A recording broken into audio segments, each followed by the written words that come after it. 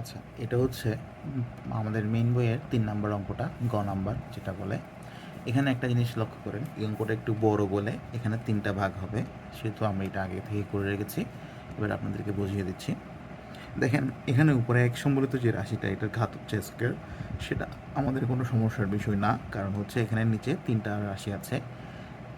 ১টা, ২টা, ৩টা, মানে ১ সম্বলিত রাশি ৩টা। তার মানে আমার নিচেরটার ঘাত উপরেরটার চেয়ে বেশি। তাই আমি আমাদের জন্য নর্মাল যে প্রথম রুলসটা, ওই রুলস অনুযায়ী যাব।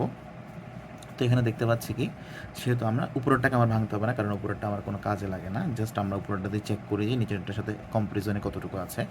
সেহেতু আমরা কী করবো, একবার 3টা ভাগ আছে, x, x minus two, x minus x plus three. সেহেতু আমরা এ বাই এক্স ধরলাম, B by x minus two ধরলাম, C by x plus three ধরলাম। এটাকে একটা আমরা সমীকরণ দিলাম। সো চিরাচরিত নিয়ম অনুসারে আমরা ১ নংয়ের উভয় পক্ষকে কত দিয়ে গুণ করব, এটার নিচে যেটা থাকে মানে মূল ভগ্নাংশের হর যেটা, সেটা দিয়ে আমরা গুণ করি। তো গুণ করলাম।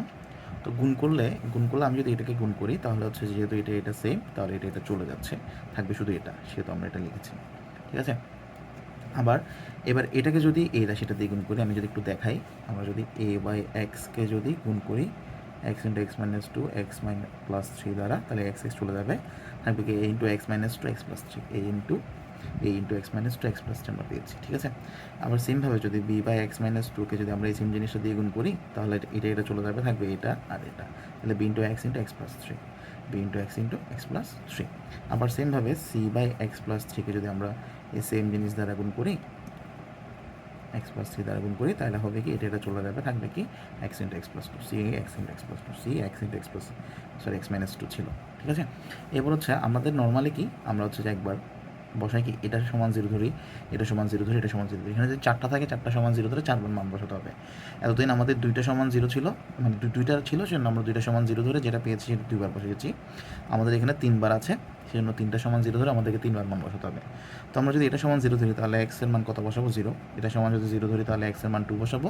আবার এটা সমান যদি জিরো ধরি, তাহলে এক্সের মান -3 পাবো, -3 বসাবো। তো প্রথমে আমরা দেখি আমরা এক্সের মান 0 বসালাম। 1 নং এক্সের মান যদি দুই উভয়পক্ষে 0 বসাই, তাহলে এটা পুরোটা 0 হয়ে যাচ্ছে, এটা পুরোটাও 0 যাচ্ছে, এটা থাকবে -6।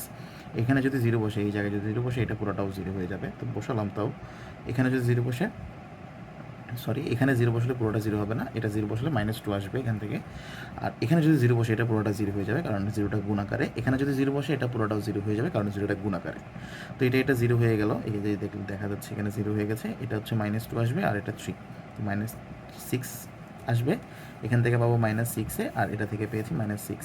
তাহলে এই -6টাকে যদি আমরা এদিকে ভাগ করে দিই, তাহলে হচ্ছে 1 হয়ে যায়, তাহলে এই 1 পেয়েছি। ঠিক আছে। আবার এই যে এটা থেকে পাচ্ছিলাম কি এক্স মাইনাস টু, মানে কি এক্সের মান কত পাচ্ছি, 2। এটা সমান 0 ধরলে মনে মনে, তাহলে আমরা এবার এক্সের মান কত বসাবো, 2 বসাবো। তো 2 বসালে, বাম পাশে যদি 2 বসে যা আসে তা, ডান পাশে 2 বসালে এই জায়গাটা 0 হয়ে যাবে। এটা 2 - 2 হওয়ার কারণে 0 হয়ে যাবে। তো 0 লিখলাম। এবার এই জায়গায় আমরা 2 বসাতে পারবো, 2 × 2 + 3, তাহলে 2 + 3 করলে 5, 5 আর 2 গুণ করলে 10। তাহলে আমার এই জায়গায় কত আসবে, 10 বি আসবে। এই জায়গায় 10 বি আসবে।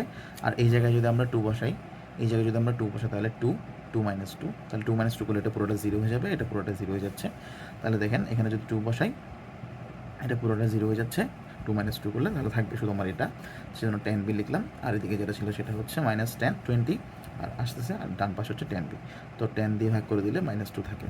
সেমভাবে আমরা সি আরেকটা বসাবো, কারণ এখানে আমার আরেকটা আছে, এক্স প্লাস 3 দেওয়া আছে।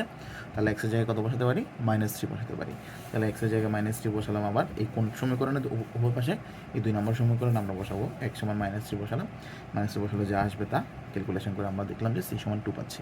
তাহলে ওই আমরা আমাদের এই মেইন সমীকরণটাতে 1 নম্বরের মধ্যে আমরা মানগুলো যদি বসিয়ে দিই, আবার সুন্দর করে আমরা নর্মালি যেভাবে লিখবো যদি লিখি, তাহলে পাচ্ছি কি a এর জায়গায় 1/x, b এর জায়গায় -2, এই কারণে এটা প্লাসটা মাইনাস হয়ে গেছে, 2/x - 2, প্লাস c এর মান 2 +2, এই কারণে এটা প্লাস প্লাস হয়ে গেছে, 2/x + 3। এটা আমাদের আনসার। আশা করি বুঝে গেছে। না বুঝতে পারলে প্রথম থেকে একবার দেখে আসবেন।